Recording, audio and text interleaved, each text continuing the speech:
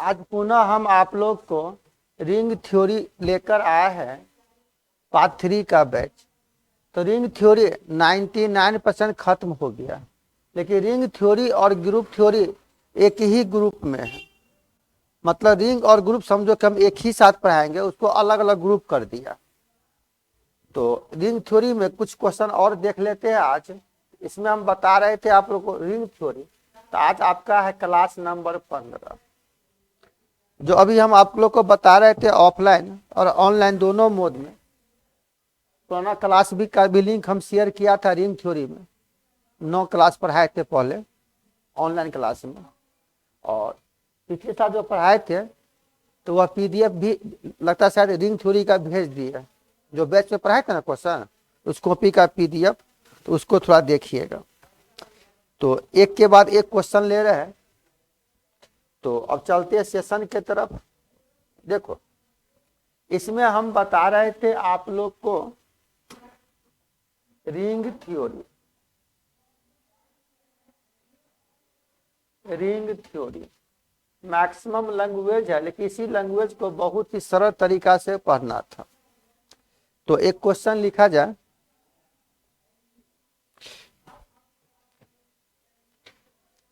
करा क्या कि हम एसक्यू फील्ड या डिवीजन रिंग बताए थे। डिवीजन रिंग को ही एसक्यू फील्ड भी कहा जाता। डिवीजन रिंग को ही एसक्यू फील्ड कहा जाता। तो डिवीजन रिंग होने के लिए मैंने कहा था कि आर कोई भी एक रिंग है। वह रिंग जब है तो एडिशन और मल्टीप्लिकेशन दोनों का काम करेगा। अगर वह रिंग डिवीजन रिंग होगा, इसका मतलब था कंडीशन कि if it is satisfying the following condition, if it has unity element और each non zero element of R possess multiplicative inverse. कोई भी एलिमेंट अगर ए है तो ए का मल्टीप्लिकेटिव इनवर्स 1/a, 1/a भी एलिमेंट होना चाहिए उसका। और डिवीजन रिंग को ही हम लोग एसक्यू फील्ड भी कहते थे। तो डिवीजन रिंग लिखा जाए या एसक्यू फील्ड लिखा जाए, आप बारीकी से बना सकते हो। तो कुछ क्वेश्चन है तो हिंट करके भी देते हैं, तो आप आसानी से पकड़ लोगे। देखो क्वेश्चन लिखिएगा बाबू। क्वेश्चन कह रहा हम लोग का कि कोई भी एक सेट है, वह रेशनल नंबर का सेट है। रेशनल नंबर का मतलब होता है परिमेय संख्या, p/q के रूप में। कोई भी नंबर है और सभी रियल नंबर एक रेशनल नंबर हो सकता। तो लिखोगे क्वेश्चन, करा proof that the set of rational number. करा कोई भी एक सेट है, वह रेशनल नंबर का। Proof that the set of rational number is a division ring. Division ring को ही कहीं कहीं लिखा रहेगा एसक्यू फील्ड, एक चीज होता, या तो डिवीजन रिंग लिखा जाए या एसक्यू फील्ड। तो अब बताओ, हम मान लेते हैं कि Q कोई भी एक सेट है। Q कोई भी अगर एक सेट है तो वह Q कोई भी एक सेट है, तो रिंग होने के लिए क्या क्या कंडीशन था, थोड़ा ध्यान दीजिएगा। हम मान लेते हैं, तो हिंट करके ही बताएंगे, आप लोग खुद बना सकते हो। देख बाबू, हम मान लेते हैं कि Q कोई भी एक सेट है रेशनल नंबर का। Let Q be the set of rational number. मानते Q कोई भी एक सेट है, वह परिमेय संख्या का सेट है। परिमेय संख्या का मतलब क्या हुआ, दैट इज यह Q बराबर यह एक सेट है a/b, b/c, c/d, कुछ भी e/f, इस तरह से p/q के रूप में है, तो वह परिमेय संख्या। तब यह एसक्यू फील्ड होगा। तो सबसे पहले कह रहा है कि कोई भी अगर रिंग है, वो अगर रिंग होगा तो रिंग होने के लिए यहां पर हम तरीका पढ़े थे कि कोई भी अगर रिंग है बुआ, तो रिंग होने के लिए 8 गो लॉ पढ़ा था, लेकिन यहां करता है रिंग विथ यूनिटी। ठीक है, तो यहां से हम लोग लिखेंगे, तब कह रहा है यहां से क्या, then we have to show that the set of Q is a division ring. यह जो एक सेट है यह डिवीजन रिंग है या एसक्यू फील्ड है। यह डिवीजन रिंग होने के लिए कंडीशन हो गया पहला, आप ऐसे भी कह सकते हो वह एबेलियन ग्रुप होना चाहिए बउआ, वह एबेलियन ग्रुप होना चाहिए। या अगर एबेलियन ग्रुप नहीं लिखोगे तो यहां से यह लॉ कहते हैं फॉर एडिशन। तो एडिशन के केस में क्या हो जाएगा, यहाँ पर पहला लॉ हो गया क्लाउजर लॉ, दूसरा हो गया एसोसिएटिव लॉ, याद कीजिएगा, तीसरा हो जाएगा यहाँ पर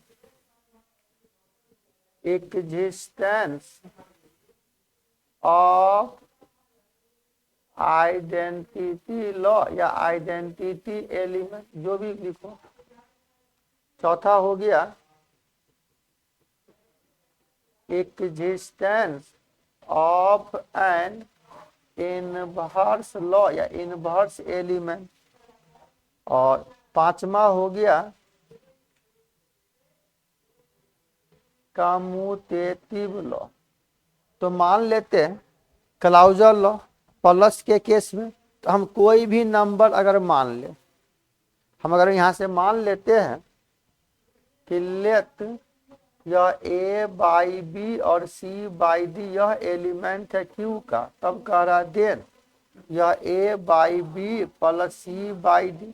जब इसको सॉल्व करोगे तो बता पक के जोड़ घटाव लोगे, यह कितना हो जाएगा, बी डी लघुत्तम लेंगे अगर यहाँ पर बी डी, यह हो जाएगा A D plus B C also परिमेय संख्या, पालन कर जाएगा। इसी तरह से एसोसिएटिव लॉ भी लिखोगे तो ये सब खुद तैयार कर लीजिएगा, रियांशु की हम लिखे। एसोसिएटिव लॉ में 3 गो एलिमेंट मान लेंगे, यहां से मान लिया लेट या if A by B C by D और ई बाई एफ एलिमेंट है क्यू का।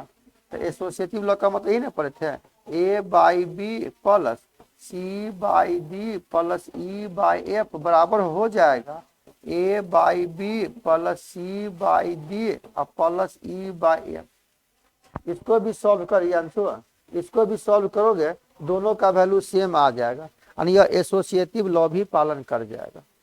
हम जानते थे सभी रियल नंबर एक परिमेय संख्या हो सकता है, जीरो भी एक परिमेय संख्या नहीं, कुछ है जीरो बताइए। तो एग्जिस्टेंस ऑफ आइडेंटिटी एलिमेंट में मान लेते हैं यहाँ से इफ कि ए बाई बी एलिमेंट है क्यू का और जीरो भी एलिमेंट है क्यू का, तब यहाँ से कहेंगे then A by B plus zero बराबर ए बाई बी होगा, ये एल्सो परिमेय संख्या। और इनवर्स में प्लस है तो रिजल्ट होना चाहिए जीरो। तो हम लोग अगर मान लेते हैं बुआ ए का एडिटिव इनवर्स माइनस ए, तो अगर हम यहाँ से मान लिया इफ अगर ए बाई बी एलिमेंट है क्यू का, तब यहाँ से कहेंगे then minus A by B also element Q का। तभी दोनों को अगर जोड़ेंगे A by B plus minus A by B बराबर जीरो, और जीरो एलिमेंट है इसका। कम्यूटेटिव लॉ का मतलब हो गया यहाँ से कि इफ ए बाई बी और सी बाई डी अगर एलिमेंट है क्यू का, तो कहेंगे then A by B plus C by D बराबर है सी बाई डी और ए बाई डी। सॉल्व करो दोनों का वैल्यू सेम आ जाएगा, यानी यह कम्यूटेटिव लॉ को भी पालन कर जाएगा। इसी को आप कह सकते हैं यह एबेलियन ग्रुप है। क्या, यह एबेलियन ग्रुप हो गया।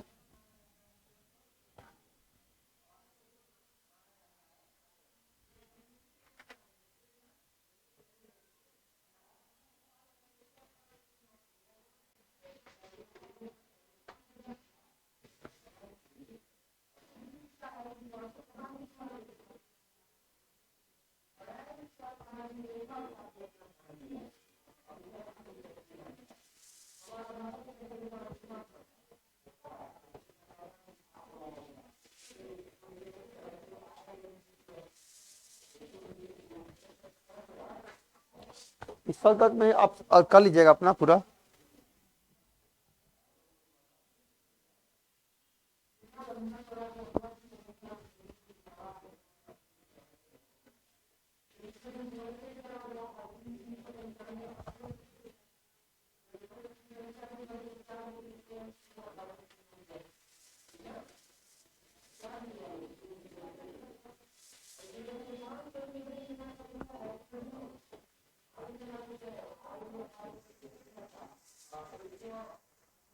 सॉल्व कर लीजिएगा, होबे करेगा।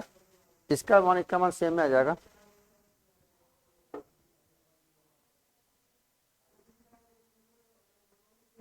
छूट गया।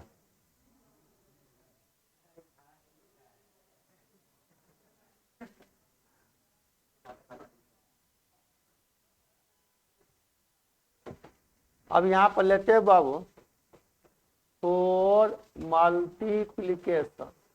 तो गुना के केस में यानी सेमी ग्रुप, बुआ सेमी ग्रुप, तो सेमी ग्रुप होने के लिए दुइये गो लॉ होना चाहिए।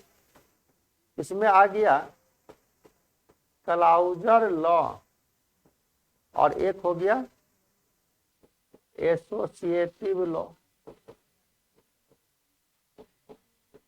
तो बताइए क्लाउजर लॉ गुना के केस में करें। यहां से मान लेते हैं इफ ए बाई बी और सी बाई डी एलिमेंट है क्यू का, तब then A by B into C by D also element Q का होबे करेगा।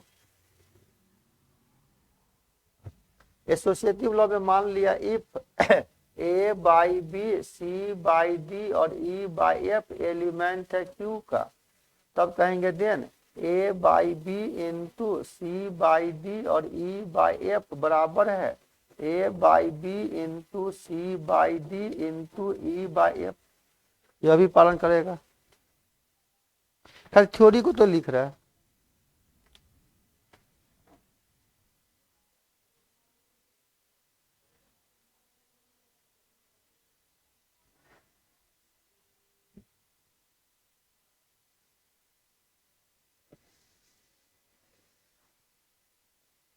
इसके बाद एक था यहां पर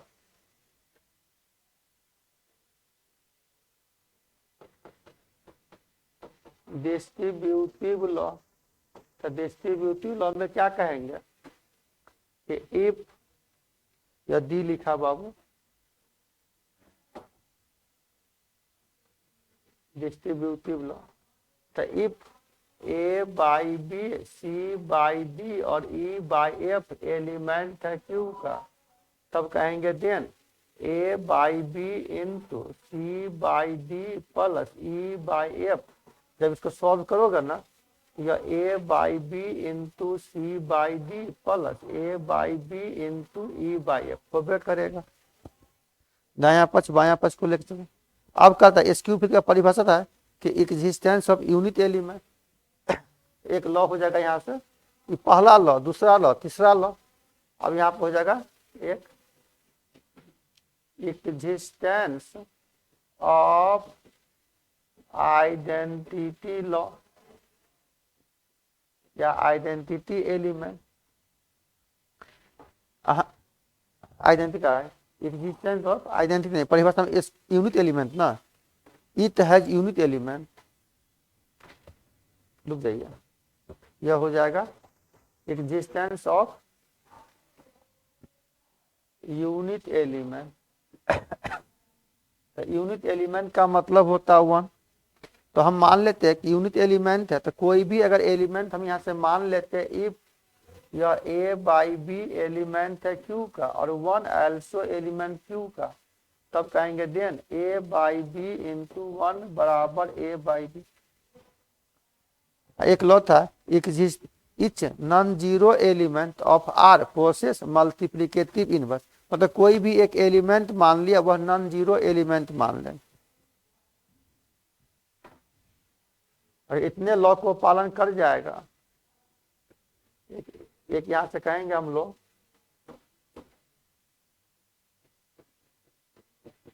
existence of non zero element, non zero element भी एग्जिस्ट कर जाना चाहिए। तो मान लेते हैं कि कोई भी एलिमेंट है है ना, और इन्वर्स करा वह इन्वर्स नॉन जीरो एलिमेंट, मतलब कहने का मतलब हुआ कि ए का मल्टीप्लिकेटिव इन्वर्स 1/a। तो कहने का मतलब अगर हम यहाँ से मान लेते हैं इफ अगर यह ए बाई बी एलिमेंट है क्यू का, तब यहाँ से कहेंगे ए बाई बी का इन्वर्स कितना हो जाएगा B by A also element Q का। तब ना आप दोनों को गुना करोगे यहाँ पर A by B into B by A, तो इसका वैल्यू 1 एल्सो एलिमेंट क्यू का। जो कंडीशन है इस सभी लॉ को पालन कर गया। जब इतने लॉ को पालन कर गया तो यह जो रेशन नंबर का सेट है क्यू वह रिंग होगा, डिवीजन रिंग होगा। तब यहां से कहेंगे hence the set of Q is a division ring. Proof हो गया।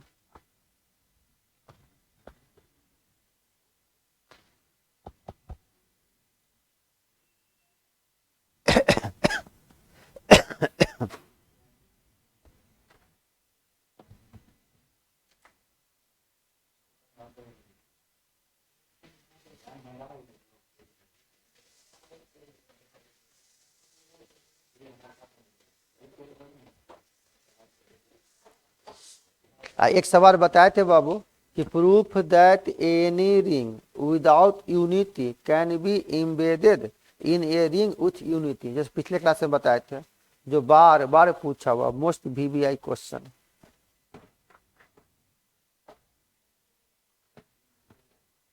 चलिए अगला क्वेश्चन कर रहा है, ये जो भी क्वेश्चन बता रहे हैं ना बाबू यह सब मोस्ट भी नीचे कर रहा है, इन लोगों लगाइए दिया था वीवीआई क्वेश्चन। क्वेश्चन में मिलाइए ना, एक एक क्वेश्चन मिलेगा आपको 100%। राकेश से मिले नहीं मिले लेकिन तुमसे जरूर मिलेगा। अगर राकेश मिलाता नहीं क्वेश्चन में देखा नहीं इसका कहीं उपकरण का होगा इसका क्वेश्चन बैंक लेबो नहीं करता, पेज पलटता है कि नहीं, जैसे कहते से फिर उसको बेचना है क्वेश्चन बैंक को नहीं राकेश, क्वेश्चन बैंक फिर बेच लेना है।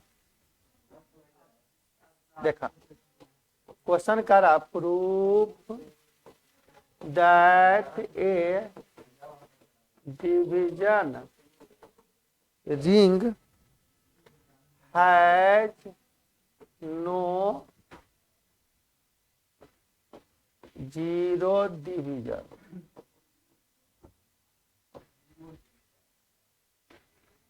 कह रहा क्या कि कोई भी एक डिवीजन रिंग है, तो मान लेते आर कोई भी एक डिवीजन रिंग है, let R be a division ring.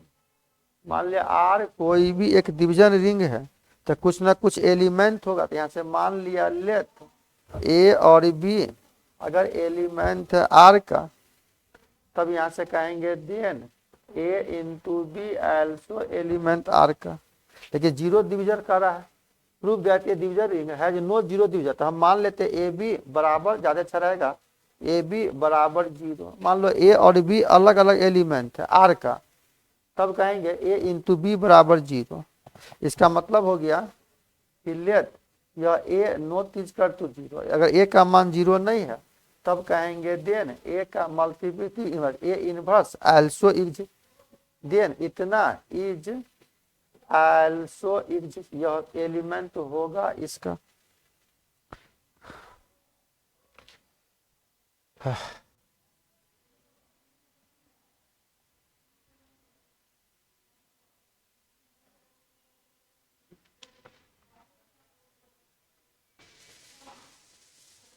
अच्छा क्वेश्चन है।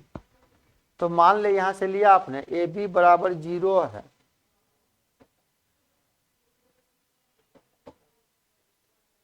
यहां से हमने कहा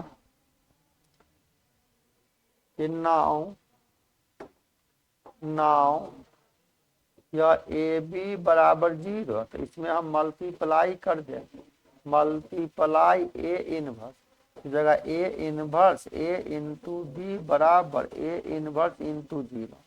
एसोसिएटिव लॉ से A inverse A into B बराबर ए इनवर्स इंटू 0 बराबर 0 नहीं हुआ।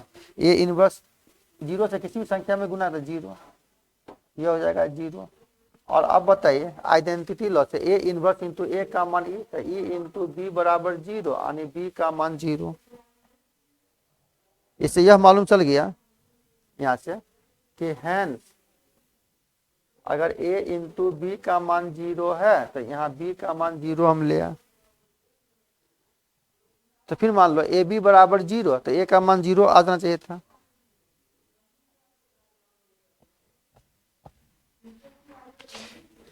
जीरो दिवजक का मतलब समझ ना, a इंटू बी का मान 0, तो a का मान 0 नहीं होना चाहिए, b का मान 0 नहीं होना चाहिए। लेकिन यहाँ देख रहे हैं a इंटू बी का मान 0, तो a का मान भी 0 आ जाए, b का मान 0 आ जाए, इस पर जीरो डिवीजन नहीं है। क्या जीरो डिवीजन नहीं है? जीरो डिवीजन का मतलब क्या हुआ, a इंटू बी बराबर 0, तो a और b का मान 0 के बराबर नहीं है। तो यहाँ तो आ रहा कि a b का मान 0 है, तो देख रहे हैं कि b का मान 0 आ गया। फिर अगर हम यहाँ से लेते हैं, यहाँ से हम लोग कह दिया कि अगेन मान लो कोई दूसरा एलिमेंट मान ले बी नॉन जीरो है, तब यहाँ से कहेंगे सो बी इनवर्स एग्जिस्ट या बी इनवर्स एग्जिस्ट करेगा।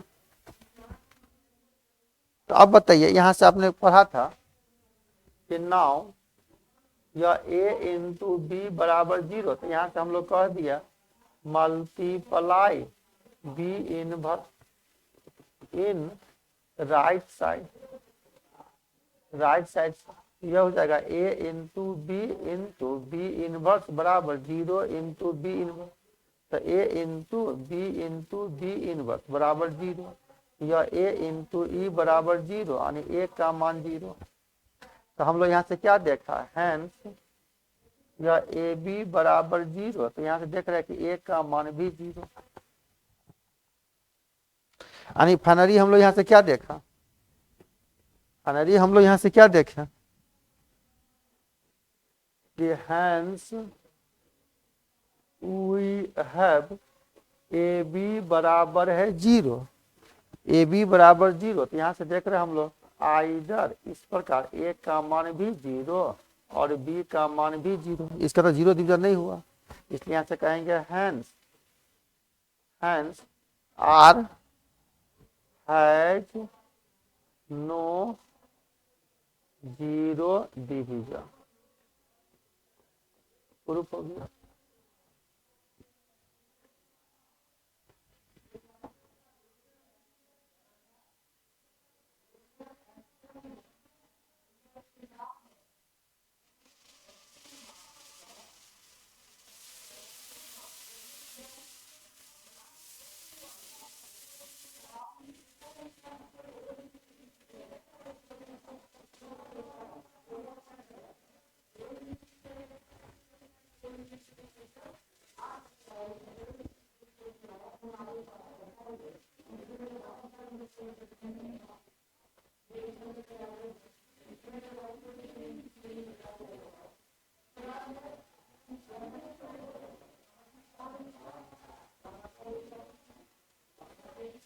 कुछ निकालियो लेगा बाबू।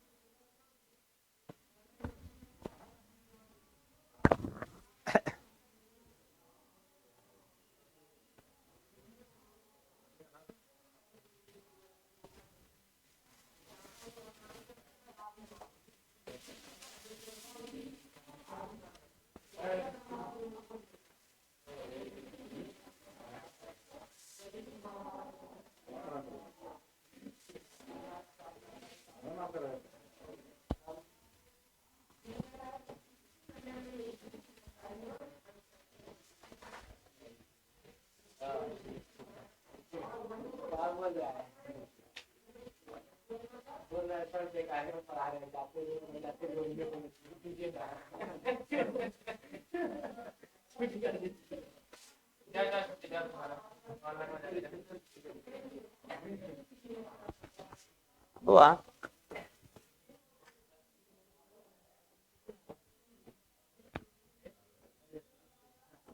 बुआ, यह क्वेश्चन है मोस्ट VVI क्वेश्चन। करा गिव एन एग्जाम्पल, कोई भी एक एग्जाम्पल देना अपने मन से।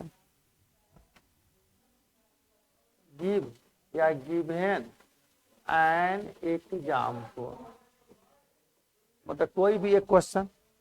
Give an example of A division ring, मतलब डिवीजन रिंग हो, division ring which is not a field, which is not a field.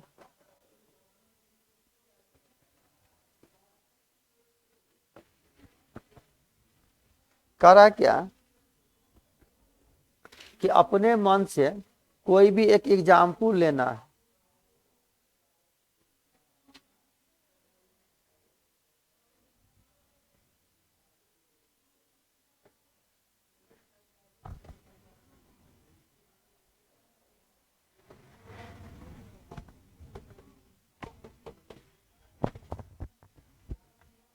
करा गिव एन एग्जाम्पल, वैसा एग्जाम्पल लो कि वह डिवीजन रिंग है लेकिन फील्ड नहीं है, इज नॉट ए फील्ड। तो हम मान लेते हैं यहां से, अपने मन से कोई भी एक क्वेश्चन ले लेना। यहां से लिखते हैं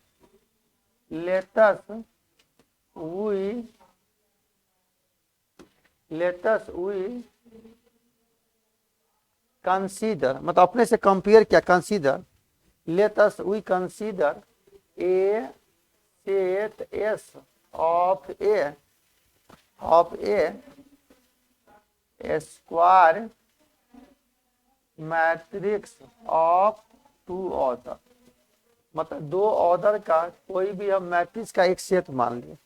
मतलब मान लेते लेट एस है ना, एस सेट एस कोई भी एक सेट मान लिया, स्क्वायर मैट्रिक्स है 2 ऑर्डर का।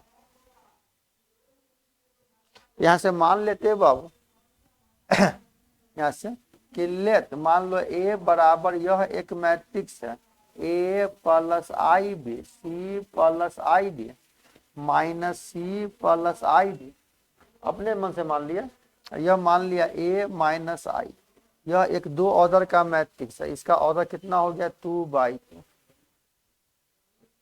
यहाँ पर हो गया where A B C D be the any real number, या ए बी सी डी से कोई भी real number, arbitrary real number. तो मैंने कहने का मतलब यह एक मैट्रिक्स ले लिया, तो कह रहा एस कोई भी एक सेट है ना, वह मैट्रिक्स का सेट है, लेकिन इस फॉर्म में दिया हुआ। इसका मतलब हम मान लेते हैं कि लेट यह एस बराबर यह एक सेट है, मान लो ए मैट्रिक्स बी मैट्रिक्स सी, तो जो भी मैट्रिक्स इसी फॉर्म में।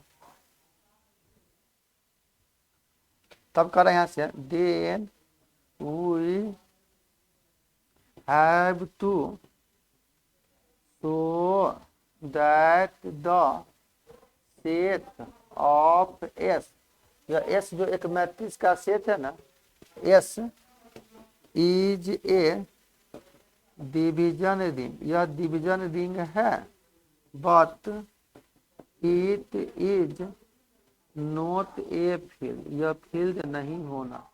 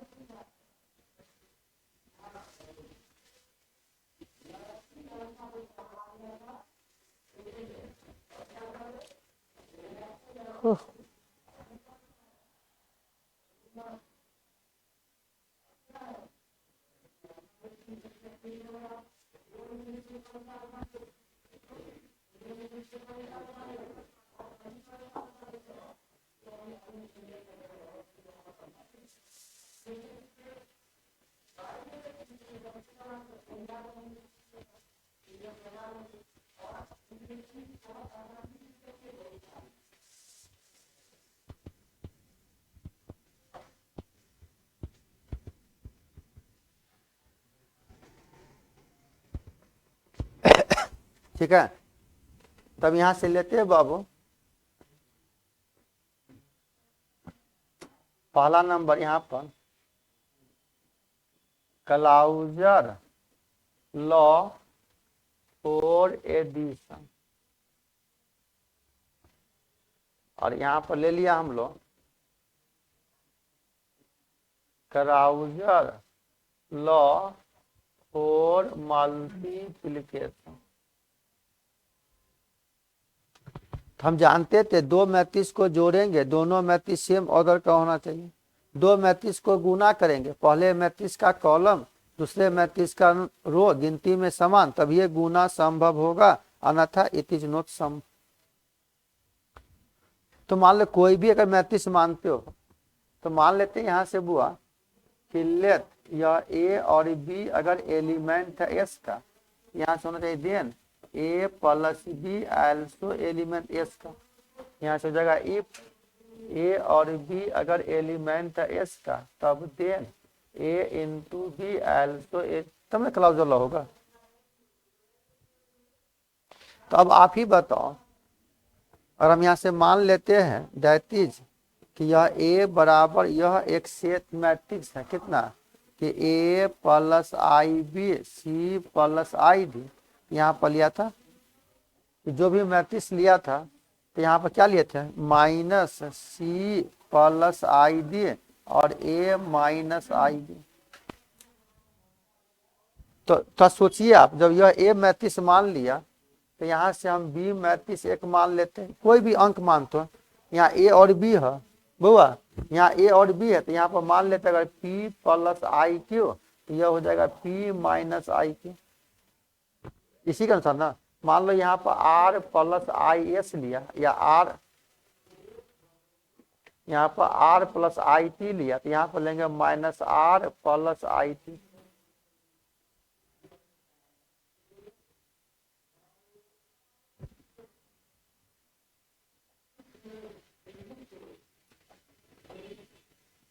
क्या ठीक है?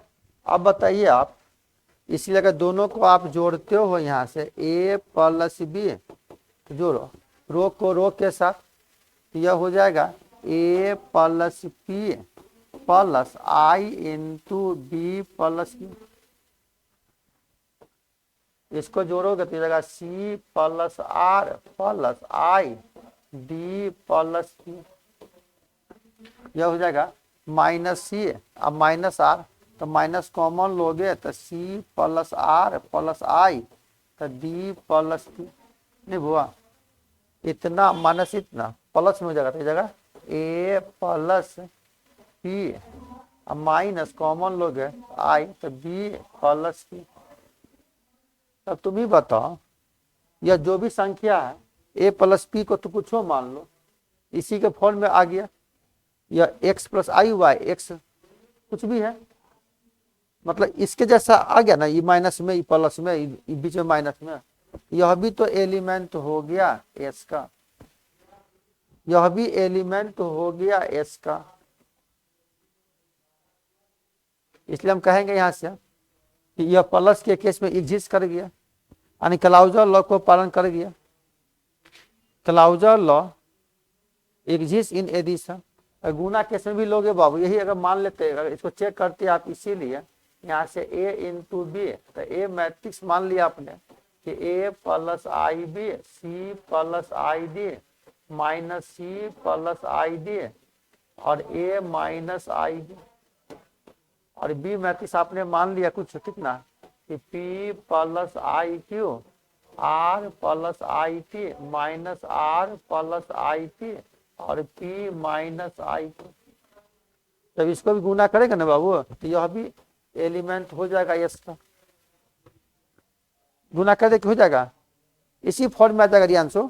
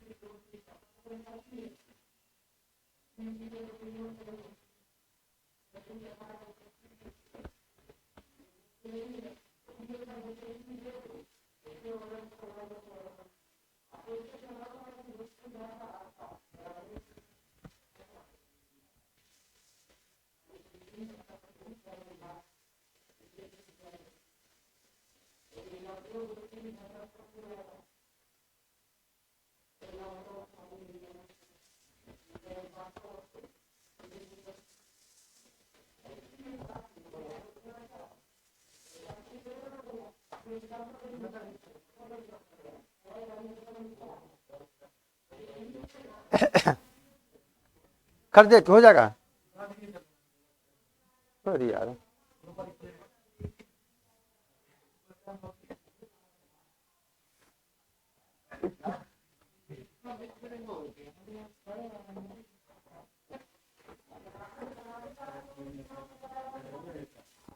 जब ये दो मैट्रिक्स को गुना करोगे तो क्या पलट है, परे को खरे के साथ बीच में प्लस का साइन, बशर्ते प्लस माइनस माइनस हो जाए।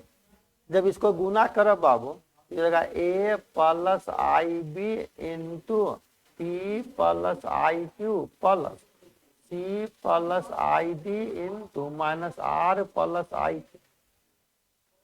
मतलब इसको क्या इसके साथ, फिर इसको करेंगे इसके साथ, तो minus C plus I D into P plus I Q plus, है ना। इस तरह से गुना करेंगे। करते हैं बात है 5 मिनट में, क्लास में बात करते थे बुआ। इसको गुना किया इसके साथ इतना, प्लस यह हो जाएगा A minus I B minus R plus I T. फिर इसको गुना कर इसके साथ, तो A plus I B into R plus I T plus C plus I D into P minus I T. इसको करेंगे तो minus C plus I D into R plus I T plus A minus I B और P minus I T. जब इसको भी गुना करके लिखोगे ना बाबू, अब बुआ सबको गुना कर, रियर पार्ट को रियर पार्ट कर, इसका भी जो मान आएगा ना अल्सो एलिमेंट हो जाएगा उसी तरह से एस का। एस मतलब ये हो जाएगा मान लो एक्स प्लस आई वाई या पी प्लस आई आर, तो जगह minus P plus I R, मतलब इसी रूप में आ जाता। ये सब पालन कर जाएगा।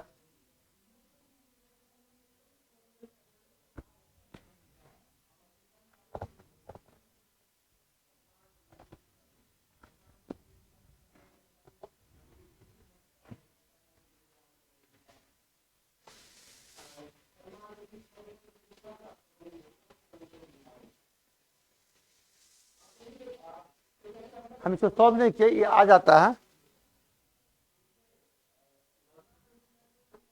Also element. अरे यार कर ना यार, अरे इसको किया इसके साथ, रो को कॉलम के साथ, बीच में प्लस का था नहीं। अब इसको गुना किए इसके साथ, तो यह आ जाएगा इस पर, यह आ जाएगा इस पर। इसको सॉल्व क्या करना है यार, जब इसको लिखोगे ना बाबू सॉल्व करके, तो यार इसका वैल्यू आ जाता है मान लो एक्स प्लस आई वाई, मान लो यह आ गया आर प्लस आई एस, ये minus R plus I S, यह एक्स माइनस आई वाई, इस फॉर्म में आ जाए मान लिया, मतलब इसके जैसा आ जाएगा, समझ ला। अंक में थोड़ी है जो छोटा सा वैल्यू आ जाएगा, लेकिन इस फॉर्म में आ जाता, इसलिए हमने डायरेक्ट लिख दिया कि ऐसा होता।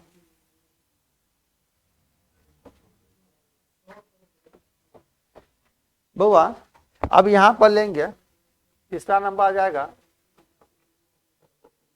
Existence of identity law. तो आइडेंटिटी लॉ हो गया प्लस के केस में, तो आइडेंटिटी लॉ प्लस के केस में हो जाएगा इसका मतलब यहाँ से क्या कहेंगे, मान लेते हैं यहाँ से कि इफ यह ए अगर एलिमेंट है एस का और जीरो भी एलिमेंट एस का, तब ना दोनों को जोड़ेंगे तो ए प्लस जीरो बराबर ए। तो अब आप बताइए, यहाँ से आपने कहा था कि ए बराबर यह एक मैट्रिक्स माना था आपने, A plus I B C plus I D minus C plus I D और A minus I D.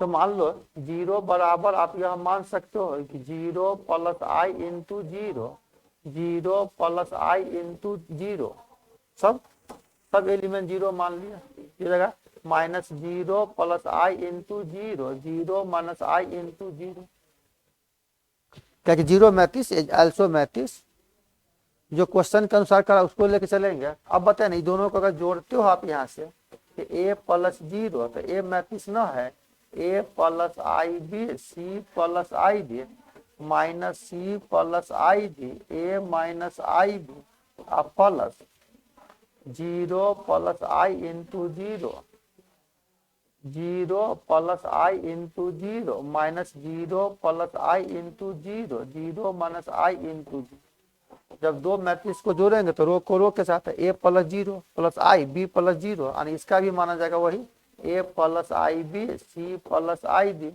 Minus C plus I D.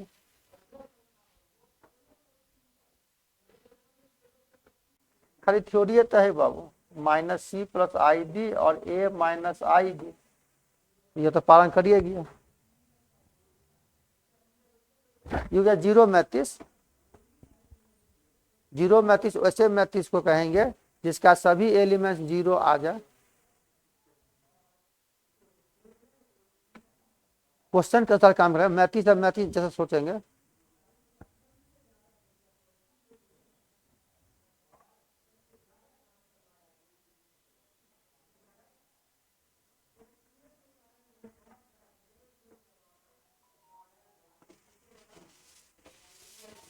अब यहां पर लेते हैं बाबू,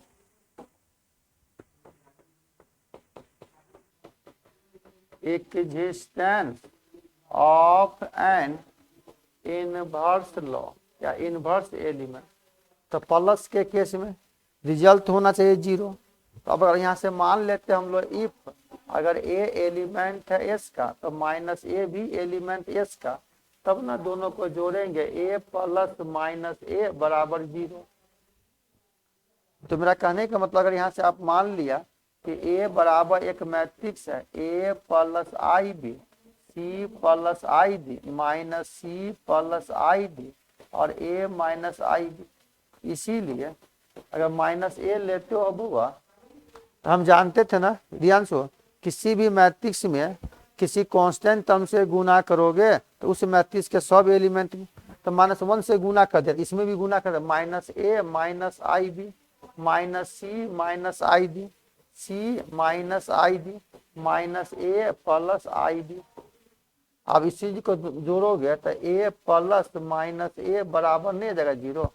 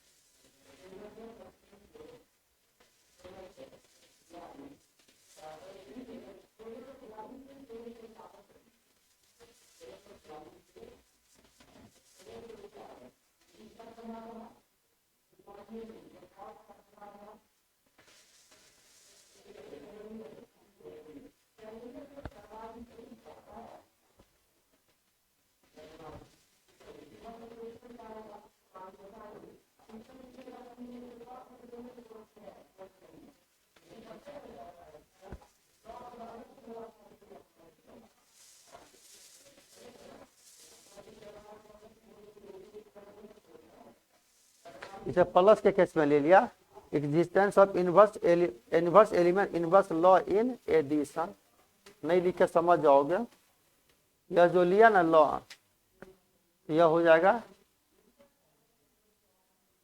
इन एडिशन प्लस के केस में। क्लाउज नहीं समझ जाओगे,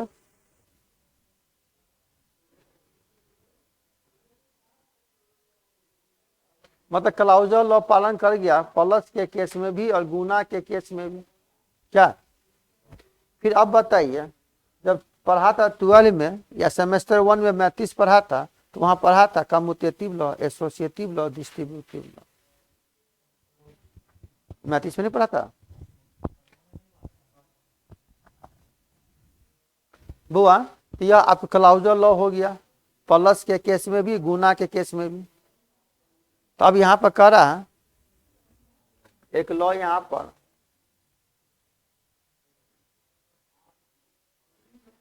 कम्यूटेटिव लॉ और एडिशन। तो प्लस के केस में कम्यूटेटिव लॉ होबे करेगा, पालन करेंगे इफ मान लिया ए बराबर यह एक एलिमेंट मैट्रिक्स मान लिया A plus I D, C plus I D minus C plus I D और ए माइनस आई डी, और बी बराबर एक मैट्रिक्स मान लो कि एक्स प्लस आई वाई कुछ मान लिया पी प्लस आई क्यू, तो minus P plus I Q और एक्स माइनस आई वाई। इसीलिए अगर यहाँ से आप जोड़ोगे तो ए प्लस बी लो या बी प्लस ए लो, दोनों का वैल्यू सेम आ जाएगा, यानी पालन कर जाएगा।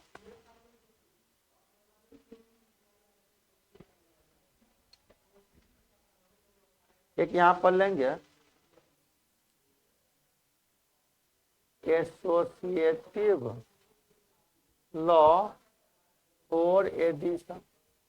तो प्लस के केस में अगर एसोसिएटिव लॉ है, ये समझ में आ रहा ना? अगर यहाँ से मान लिया हम लोग कि इफ यह ए और बी अगर एलिमेंट है एस का, तो यह होबे करेगा जे।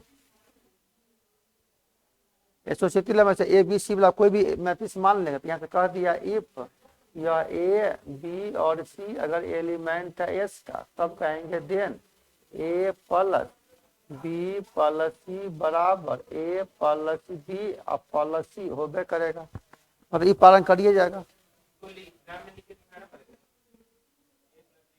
जो लोग हाँ तो बराबर आ जाएगा ना वैल्यू, ना चलेगा। अरे प्रॉपर्टी जानते हो ना, लिख देना। अब आपके ऊपर डिपेंड है बाबू, हम टीचर, हम आपको रास्ता दिखा दिया। आप परीक्षा में तू 6 पेज छोड़ के चले भो कि राम बक्सर के यहाँ पढ़े, थोड़ी नंबर आ जाएगा।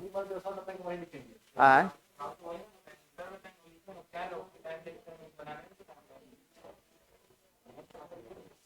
क्या तो सोचना है कि क्या कह रहा है इस सब पालन कर जाता है। एक यहाँ पर लेते थे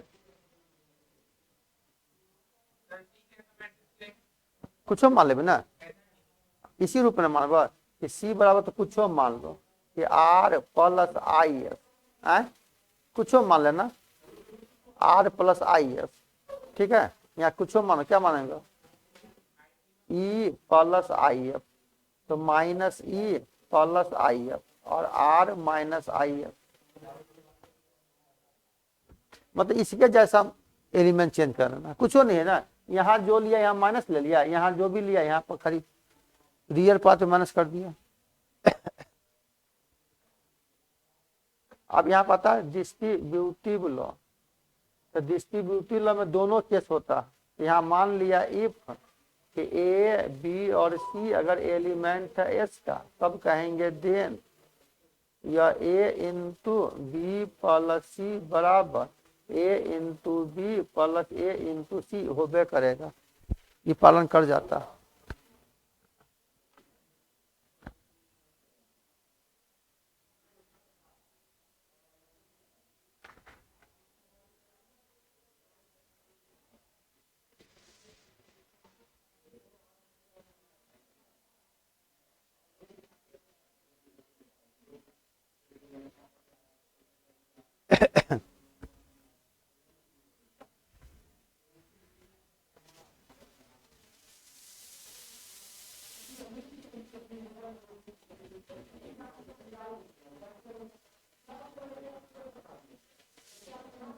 मतलब रिंग का 8 गो लॉ ले लिया। हाँ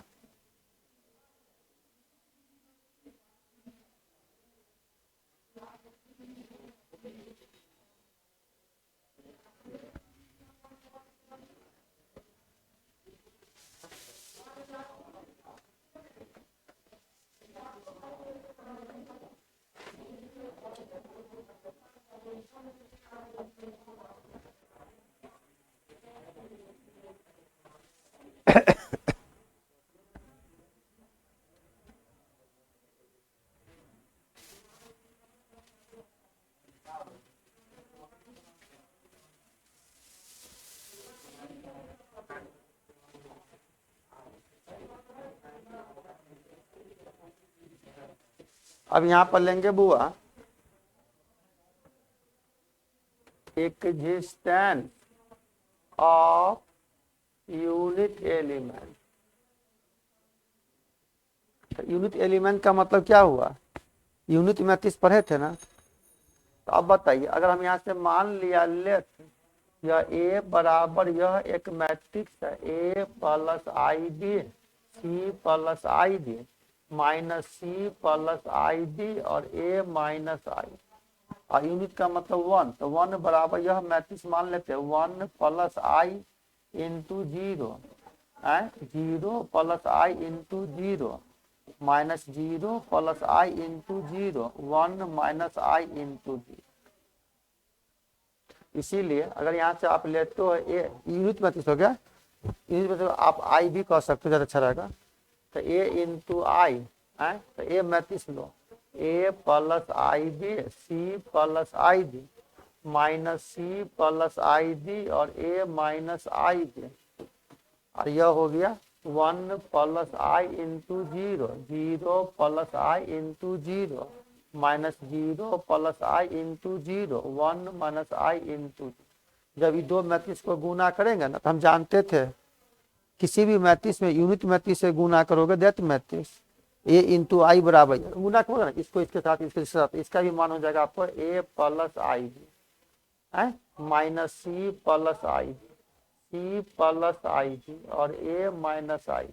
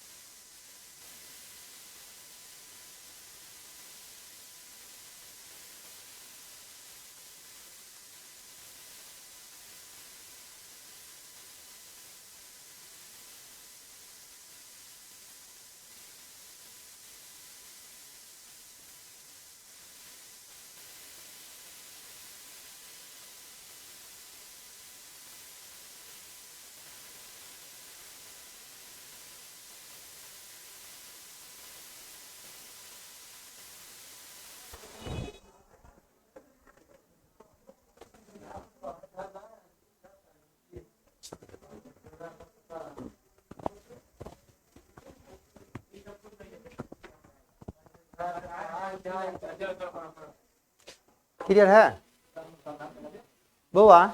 एक लॉ अब आता था, एग्जिस्टेंस ऑफ इनवर्स, लिखा जा,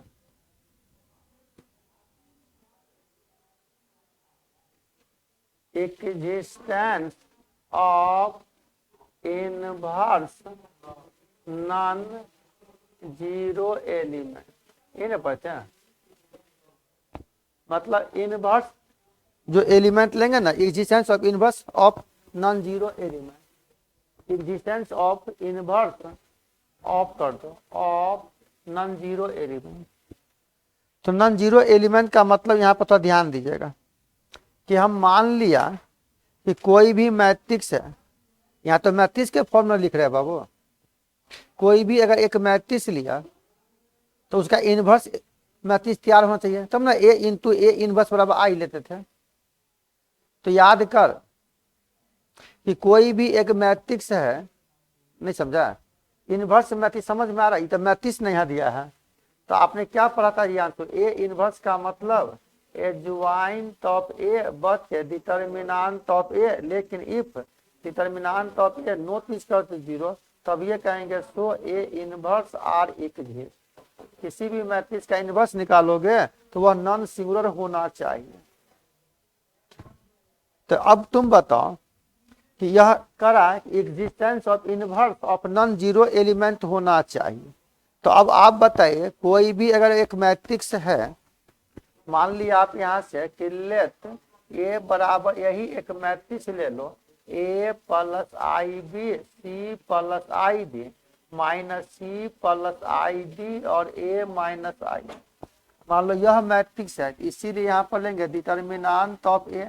तो डिटर्मिनेंट यह A plus I B C plus I D minus C plus I D और ए माइनस आई बी, यह दो ऑर्डर का डिटर्मिनेंट है। इसको जब तोड़ेंगे बाबू, कोने का नहीं गुना, तो A plus I B into A minus I B minus C plus I D into minus C plus I D. जब इसको तोड़ोगे तो यह A plus B A minus B, A square B square, तो A square minus I square B square minus, इसे minus common ले ले तो ये जगह सी माइनस आई डी, तो माइनस माइनस प्लस हो जाएगा, तो यह हो जाएगा सी प्लस आई डी या सी माइनस आई डी। इसका हो जाएगा सी square minus I square D square. हम जानते थे कॉम्प्लेक्स नंबर में आई स्क्वायर का वैल्यू -1 होता है, आई स्क्वायर का वैल्यू -1 होता है। जब हम यहाँ से मान देंगे बाबू, यह हो जाएगा ए स्क्वायर जोड़ बी स्क्वायर जोड़ सी स्क्वायर जोड़ डी स्क्वायर। अगर ए बी सी डी अगर रियल नंबर है और सब अगर स्क्वायर के केस में है, इतना का मान कभी भी जीरो नहीं होगा, कोई ना कोई वैल्यू आएगा। क्या बाबू? यहाँ से दिया हुआ है कि सिंस यह A B C D be the any real number, जब यह रियल नंबर है, जब यह रियल नंबर है तो इसका मान कभी जीरो नहीं होगा। जब रियल है नॉट जीरो आएगा, इसका मतलब यह मैट्रिक्स नॉन सिंगुलर है। तब इसका मतलब कहेंगे कि so the matrix are non singular. जब यह नॉन सिंगुलर मैट्रिक्स है, इसका कहेंगे so A inverse are exist. इस मैट्रिक्स का इनवर्स निकलेगा। तो इस लॉ को तो ऑलरेडी पालन कर गया, निकल गया, इनवर्स पालन कर जाएगा ना बाबू रे, तब ना ए इंटू ए इनवर्स का मान आई होगा। इसका मतलब सभी लॉ को पालन कर गया। इसका मतलब यह जो सेट हुआ, hence the set of S is a division ring. यह डिवीजन रिंग है, इस लॉ को पालन कर गया। यह जो मैट्रिक्स का सेट है वह डिवीजन रिंग है।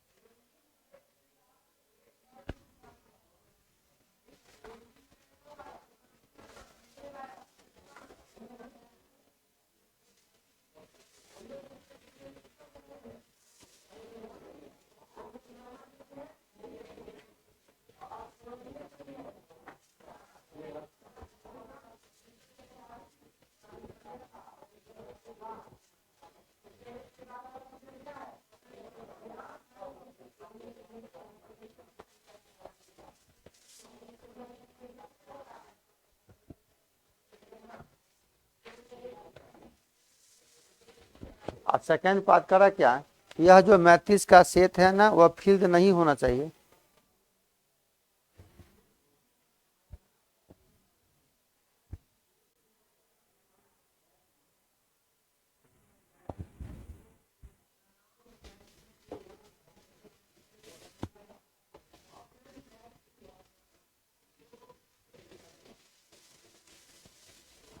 पहला पार्ट तो हो गया।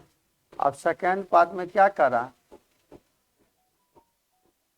वह जो एस एक मैट्रिक्स का सेट है ना वह फील्ड नहीं है। तो यहां से लिखोगे we shall proof that the commutative law for multiplication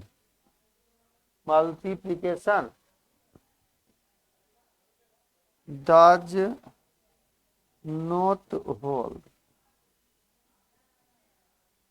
हम वैसे भी जानते थे अगर ए और बी अलग अलग दो मैट्रिक्स है तो कम्यूटेटिव लॉ को पालन नहीं करता है, यानी ए इंटू बी कभी भी बी इंटू ए के बराबर नहीं होगा, यानी कम्यूटेटिव लॉ को पालन नहीं करेगा। इसका मतलब हुआ ए बी बराबर नहीं होगा बी इंटू ए। जब कम्यूटेटिव लॉ को पालन नहीं करेगा यह फील्ड नहीं होगा। इसको जब आप चेक करना चाहते हो मान लो तो अपने से आप ले सकते हो यहाँ पर और एग्जाम्पल। अब मान लिया ए बराबर यह एक मैट्रिक्स है, अंक में ही सोच लो ए बराबर यह एक मैट्रिक्स है, जैसा क्वेश्चन था। तो ए बराबर एक सिंपल मैट्रिक्स मान लो ना कि 1 प्लस आई इंटू 0। यह मान लिया कि 1 plus I into 0 minus 1 plus I into 0 0 minus I into 0।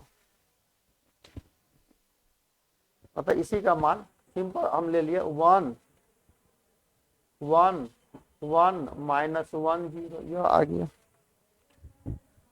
B बराबर हम एक मैट्रिक्स सोच लेते हैं कि 2 प्लस आई 0, ठीक है, 0 plus I into 0 minus 0 plus I 0 minus 2 plus I into 0। इसका मान जब दोगे तो यह जाएगा 2 0 0 और माइनस 2। यह मैट्रिक्स तैयार हो गया। कुछ हम मान सकते हो, कोई जरूर नहीं है कि हम यही एलिमेंट मान ले, कुछ भी मान लिया। मेरी बात सुन ना,